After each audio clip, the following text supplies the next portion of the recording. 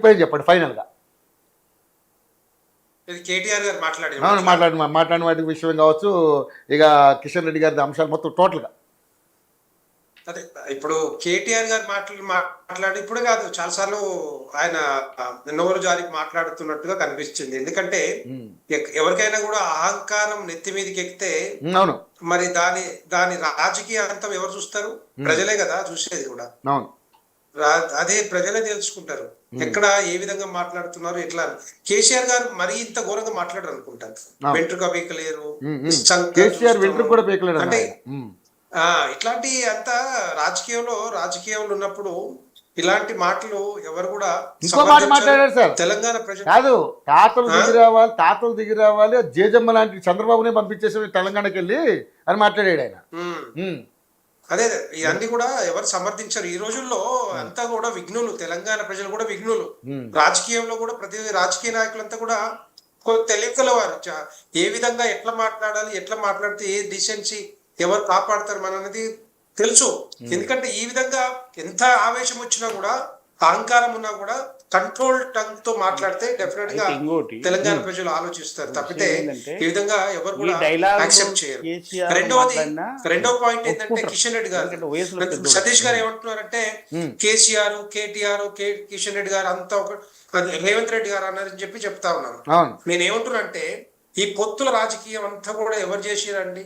BRS కానీ కాంగ్రెస్ పార్టీలు, ఈ రెండు పార్టీలే కదా. తైతక్కలాడింది, ఆటలాడింది, మంత్రి పదవులు పంచుకుంది, మంత్రివర్గం ఉంది. ఇట్లా కేంద్రంలో కూడా మా పార్టీకి బీఆర్ఎస్ కి ఏం సంబంధం నాకు అర్థం కావట్లేదు. నిజంగానే సంబంధాలు ఉన్నాయి అనుకుంటే, ఒకవేళ సతీష్ గారు నిజంగానే చెప్పింది నిజమే అనుకుంటే, మరి కవితమ్మని ఎందుకు జైలుకు పోతుంది? తిహార్ జైల్లో 6 నెలలు ఎందుకు ఉంటుంది ఆమెని మరి కేసీఆర్ పంపించిండు. అప్పుడు మరి మాకు నిజంగానే బంధాలు ఉంటే కేసీఆర్ పంపించిన ఆయన బిడ్డను మరి లేదులేండి. అప్పుడు తెలంగాణలో కాదు రెడ్డి గారు, తెలంగాణలో బీజేపీ బలపడాలి, బీజేపీకి పెరుగుతున్న గ్రాఫ్ ఎక్కడ కూడా డ్రాప్ అవ్వకుండా కవితని ముందు అరెస్ట్ చేస్తే మన గ్రాఫ్ ఇంకా పెరుగుద్దన్న ఉద్దేశంతో ఎమ్మెల్యే ఎలక్షన్స్ లోనే అరెస్ట్ చేస్తే అవును, అట్లా అట్లా అట్లా ఆ ప్రజలు బండి సంజయ్ తప్పించింది అదే కారణం. అది నిజంగానే బీజేపీని పెంచాలనుకుంటే, బీజేపీ స్థానాన్ని పెంచాలనుకుంటే సొంత బిడ్డని తిహార్ జైలు పంపించుకుంటారు. ఆయన కాదండి, మామూలుగా మీకు మీ పార్టీకి వచ్చిన మీకు ప్రజల నుంచి మీ పార్టీకి పెరుగుతున్నటువంటి ప్రజలు అటువంటిది కదా, ప్రజల నుంచి ఆ ప్రెషర్. ఏమంటున్నా, ఒకవేళ నిజంగానే బంధాలు ఉంటే, పొత్తుల రాజకీయాలు ఉంటే నిజంగా చేసేవాళ్ళు కదా అంటున్నా. అప్పుడు ఆపేటోళ్ళు కదా, లేకపోతే మరి బీజేపీ పార్టీ ఆపేది కదా అప్పుడు. లేకపోతే ఈడీ ఎంక్వైరీ ఆగేదా, లేకపోతే ఇంకోటి ఆగేదో ఏదో ఉండదు కదా అప్పుడు. ఇవన్నీ ఏంటంటే బురద చల్లడానికి చేస్తున్న రాజకీయాలు తప్పితే ఇదే మాటలు కాంగ్రెస్ పార్టీ రేవంత్ రెడ్డి గారు పదే ఎన్నో మీటింగ్లు చెప్పారు. ఈ లిక్కర్ స్కామ్ లో ఇరుక్కున్న కవితని 6 నెలల నుంచి అరెస్ట్ చేయలేదని చెప్పేసి అదే వంకతోటే కదా తెలంగాణ ప్రజల దగ్గర నుంచి ఓట్లు దండుకున్నది. ఎవరు దండుకున్నారు? ఇప్పుడు కాంగ్రెస్ అడిగింది, కాంగ్రెస్ ప్రజలకు వివరించింది. ఇప్పుడు కాంగ్రెస్ ఎందుకు వివరించింది? బీఆర్ఎస్ బీజేపీ ఒకటే కాబట్టి కవితను అరెస్ట్ చేయట్లేదు, ప్రజలు పెరిగింది మీకు. అటు పార్టీ నుంచి కాంగ్రెస్ పార్టీ నుంచి 8 ఎమ్మెల్యేలు వచ్చిన వాళ్ళకు 8 ఎంపీలెట్లు వచ్చినాయి. 8 ఎంపీలెట్లు వచ్చినాయి. మొత్తం ఓడిపోయింది కదా, టీఆర్ఎస్ ఏం కూడా రైట్, అది వేరే subject. Telangana BJP support, BRS support చేసింది, బీఆర్ఎస్ సపోర్ట్ చేసింది. ఒక నిమిషం ఏమంటారు? బీఆర్ఎస్ సపోర్ట్ చేయడం వల్ల 8 ఎంపీలు వచ్చింది. ఏ అసెంబ్లీలో పనిచేయలేప్పుడు మోడీ గారి కృషి అసెంబ్లీలో ఎందుకు పనిచేయాలి? కాదు సతీష్ గారు ఒక్క నిమిషం. నిజంగానే ఒకవేళ సపోర్ట్ చేసి ఉంటే బీఆర్ఎస్ కార్యకర్తలు ఓటేస్తేనే గెలిచిన 8 మంది ఎంపీలు, మీరు ఒకసారి సమాధానం చెప్పాలి. తెలంగాణ ప్రజలు కాదా వేసింది ఇక్కడ? తెలంగాణ ప్రజలు విఘ్నులు కాదా? మీకెందుకు వేసారు ఓట్లు? నిజంగానే మీకు ఏముంటే మీరు చెప్పే ఏవైతే హామీలు కానీ వాగ్దానాలు అబద్ధ మాటలతోటే కదా ఈ రోజు తెలుస్తుంది తెలంగాణ ప్రజలకి మీరు ఏ విధంగా మోసం చేసారు. ఆ రోజు తెలంగాణ ప్రజలు ఒకసారి గమనించాలి. Okay. బీఆర్ఎస్ కార్యకర్తలు కాదు, తెలంగాణ ప్రజలు మార్చాలనుకున్నారు, ఓటేస్తేనే మార్చారు. భారతీయ జనతా పార్టీ నుంచి 8 మంది ఎంపీలు గెలిచారు. ఓకే అది అభివృద్ధి సంక్షేమం మోడీ గారి పాలన.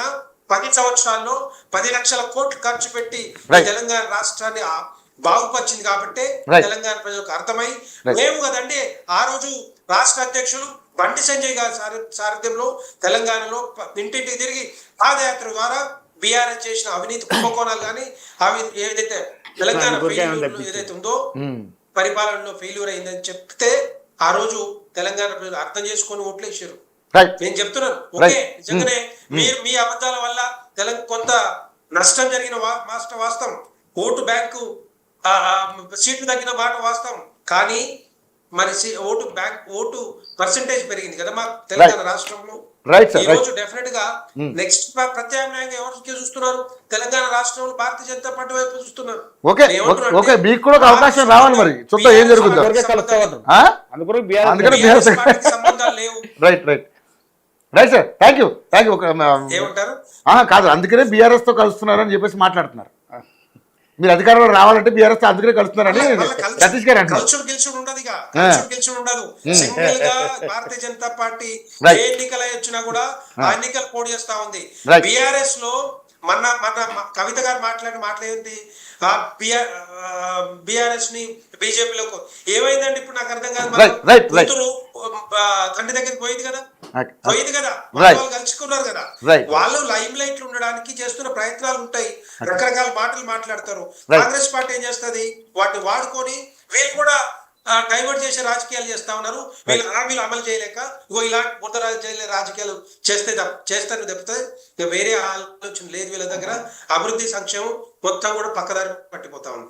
Right right right PV Reddy గారు అండ్ బచ్చు శ్రీనివాస్ గారు, థ్యాంక్ యూ ఆన్లైన్లో వచ్చినందుకు. మీరు విశ్లేషణ కూడా అభిప్రాయం తీసుకుందాం ఉంటానంటే ఉండండి, లేదంటే మీరు ఎగ్జిట్ అయిపోవచ్చు, నో ప్రాబ్లం. ఎస్, ఇక ముఖ్యంగా సార్ ఇప్పుడు అందరూ విశ్లేషకులు అందరూ మాట్లాడారు అన్ని పార్టీలకు సంబంధించి. నిజంగా కేటీఆర్ గారు మాటలను కనుక ఒకసారి మనం తీసుకుంటే కేటీఆర్ గారే కాదు, అంతకుముందు హరీష్ రావు ఏదైతే కేసీఆర్ గారు మాట్లాడారంటే దానికి ఒక ప్రాసం ఇందాక మీరు అన్నట్టుగా చెలోక్తులు గిలోక్తులు అన్ని రకరకాలు ఉంటాయి. సో ఇప్పుడు పరిస్థితి ఏంటంటే ఇప్పుడు మాటల యుద్ధం పెరిగిపోతుంది.